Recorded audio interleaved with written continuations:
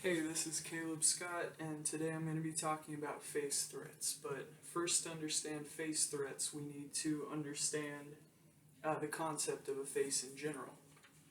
So, in our book, Interpersonal Communications by Corey Floyd, Chapter 3, page 95, sociologist Irving Goffman coined the term face to describe our desired public image, and the term face work to describe the behaviors we use to project that image to others.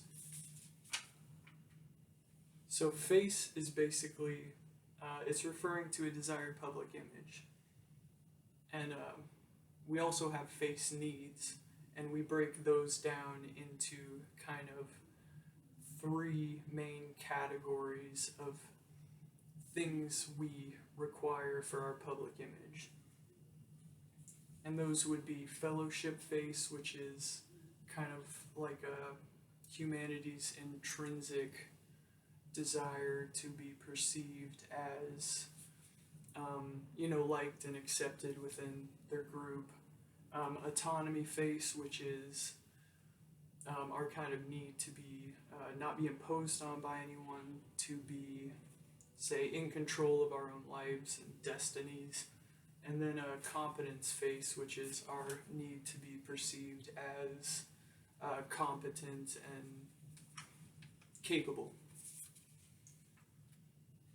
So face threats, those are caused by face-threatening acts, and that is any behavior that threatens one of those three face needs that I just mentioned there.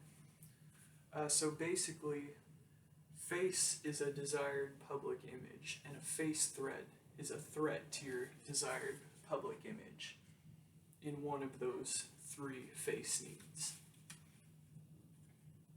So examples of this. Say a girl is on a family vacation. She went on a family vacation and she uploaded it to social media with photos where it looks like it was just the perfect time. But in actuality, let's say the brother comments then, and in the comment he says, what are you talking about?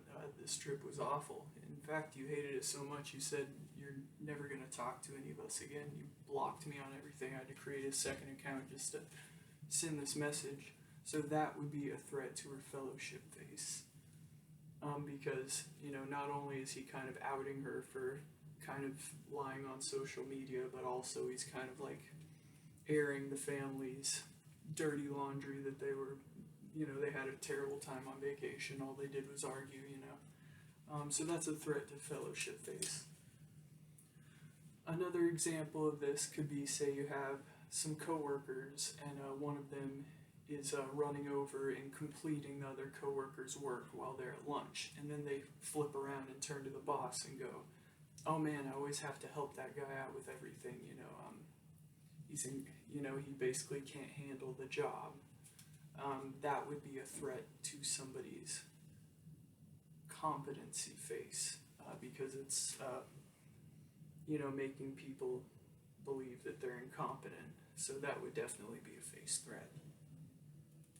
A third example could be a college student. Say you have a kid who's in their middle 20s in their home, say on spring break, and they have some friends over to their house, and they're hanging out, and their friends say, "Okay, let's go out to a bar tonight." And then the parent comes in and tells the kid no bars, no drinking, no clubs, and also be home by 8 o'clock. That would be a threat to their autonomy face, which is their ability to make their own decisions. So in conclusion, a face is basically a desired public image, and a face threat is a threat to one or more of your face needs.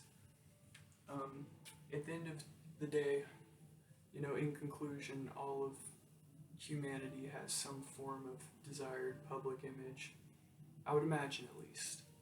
And so we're all going to be subjected to face threats throughout our life. So good luck in saving face.